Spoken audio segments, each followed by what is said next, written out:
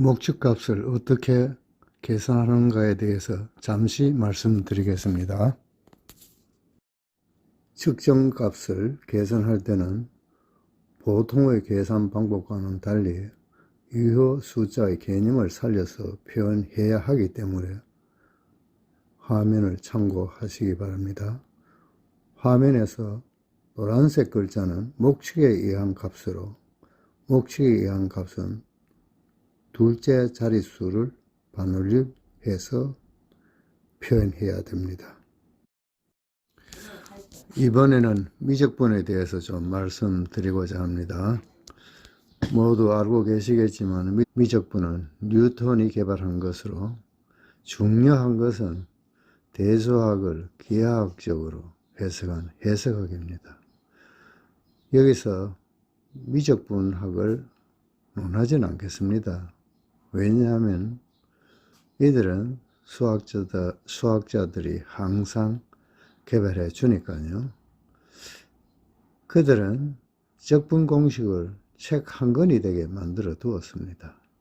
여기에서는 미적분을 어떻게 활용하는가를 얘기하도록 하겠습니다. 그럼 미적분에 관한 활용에 관한 것을 예를 들어서 좀 설명을 해 드리도록 하겠습니다. 그림 1은 가속도와 시간에 관한 그래프이고, 그림 2는 속도와 시간에 관계되는 그래프이고, 그림 3은 변이와 시간에 관한 그래프입니다. 우리가 측정치를 얻어서 그림 1, 2, 3과 같은 이런 그래프를 얻었을 때 수직축을 수평축으로 나누었을 때 나오는 물리량은 미분을 활용해서 구하면 됩니다. 즉, 그림 3에서 보면 변이를 시간으로 나누면 속도가 되죠. 그래서 이것은 미분을 활용할 수 있습니다. 또 그림 2에서는 속도를 시간으로 나누면 가속도가 되죠. 이 경우도 미분을 활용해서 구하면 됩니다.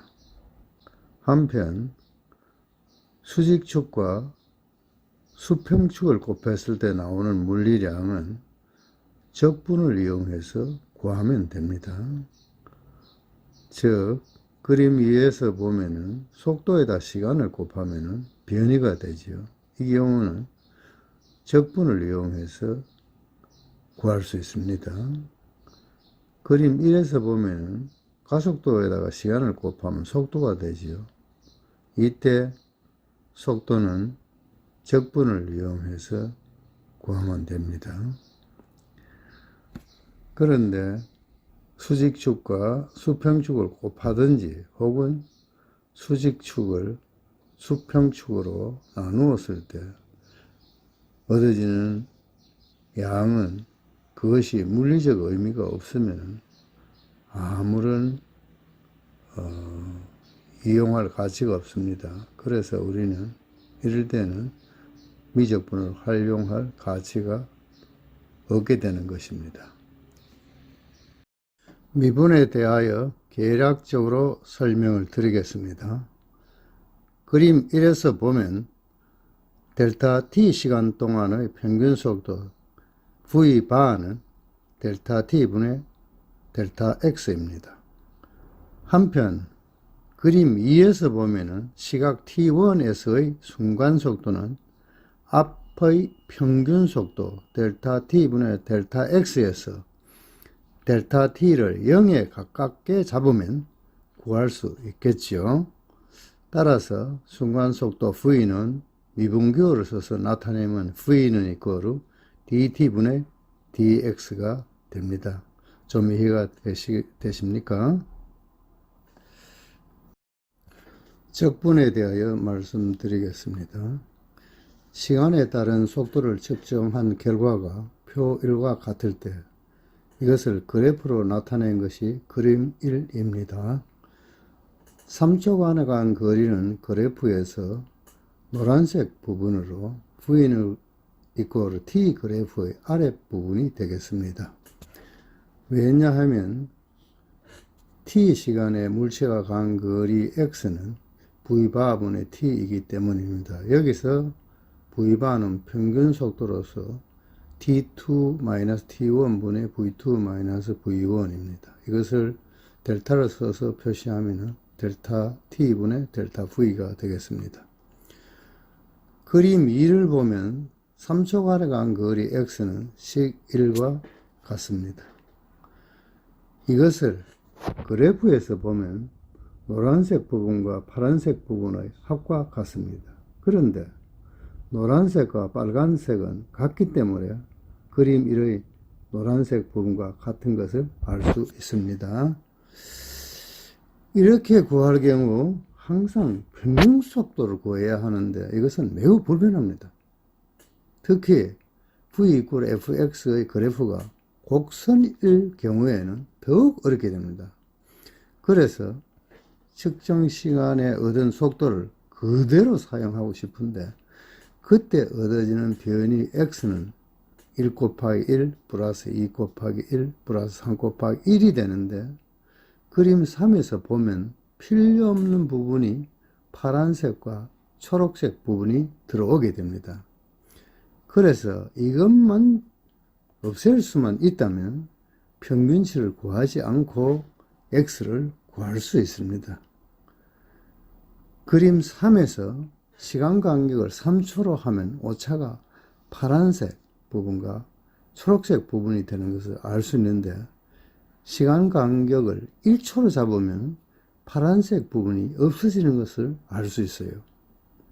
이것을 근거로 시간 간격을 0에 가깝도록 잡으면 거진 오차가 소멸되지 않겠느냐 이렇게 생각할 수 있습니다. 따라서 일반적으로 변이 x를 구할 때 속도는 측정 시간의 속도를 사용하고 시간 간격은 극히 0에 가깝도록 잡고 각각의 변이 vi 델타 t를 구해서 그의 합을 구하면 됩니다. 이때 변이 x는 식 2와 같이 됩니다. 이것을 적분기호로 쓰면 식 3이 됩니다. 좀 복잡하지만 이 개념을 잘 익게 두면 인생살이나 공부에 큰 도움이 되지요. 조금만 생각을 바꾸면 모든 일이 해결되니까요. 몇 가지 질문을 던지면서 물리학의 소개를 마칠까 합니다. 첫 번째, 지구의 공전속도는 초속 약 30km 정도인데 지구에서 비행하는 비행기는 빨라야 3.5마하, 즉 초속 1.2km 정도입니다. 그런데 이 비행기가 어떻게 이륙한 후 지구에 다시 돌아올 수 있는지 설명할 수 있나요?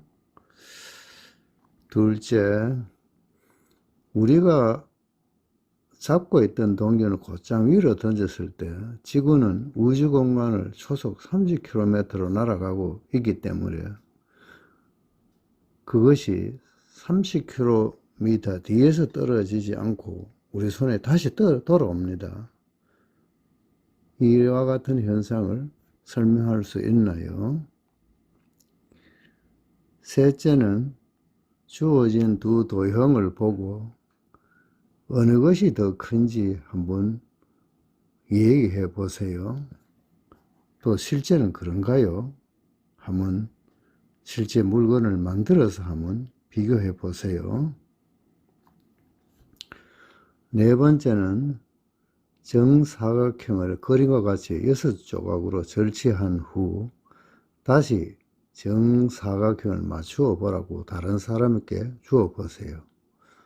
잘 맞추지 못하면 1, 2, 3, 4조각은 맞추어 주어도 됩니다.